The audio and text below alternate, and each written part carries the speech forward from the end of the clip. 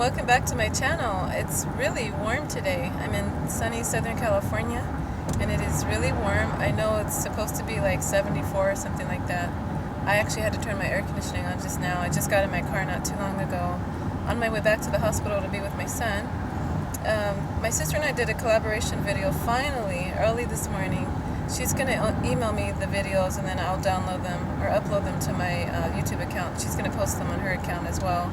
We had to break them into parts because there was so much to cover, and I feel bad. I feel like I dominated the whole video thing, and the whole purpose was to have her on as a guest to be able to document her dreams, but our dreams coincide with one another. We're identical twins, and sometimes our dreams can be identical. It's amazing.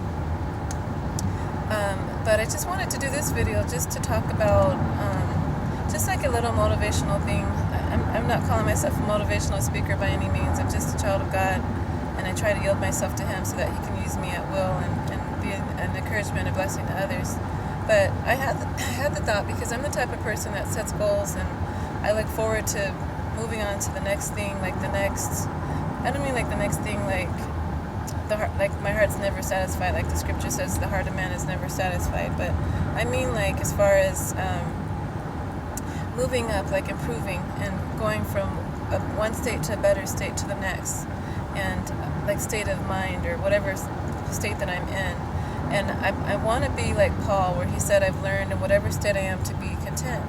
And I am content, or at least I'm learning to be content. But what I mean is that I know that this isn't where I'm going to be forever, like where I am spiritually, where I am financially, where I am physically. I know things will change, and I always look forward to that change. I look forward to adventure. I guess I'm an adventurous person, and it excites me to look for something new, like a new future, a new hope.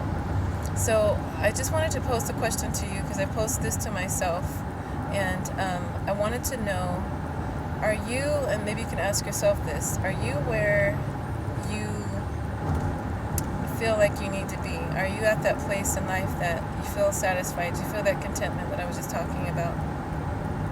You feel like you've accomplished what you're supposed to accomplish, and it's kind of like Napoleon, you want to sit down and cry because there's nothing left to conquer. But are you there? And if not, if you're like me and a majority of a lot of other people, what are you going to do about it? Are you going to stay in the same stagnant place and just let fester where you are? Or are you going to do something to improve your circumstances? In some cases, and I've learned this myself, sometimes your hands are tied and you can't do anything about change. I mean, there are things you can do in the wait time, but then your hands are tied. Like my son's illness has kept us tied down to California.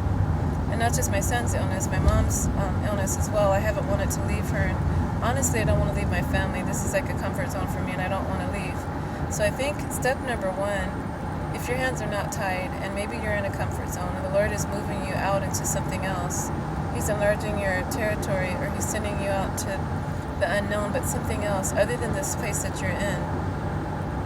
Step number one, I think, is to ask Him for the courage to break that familiarity, to break that comfort zone that you're in, and to ask Him for the courage to move into this new place that He wants you to move in.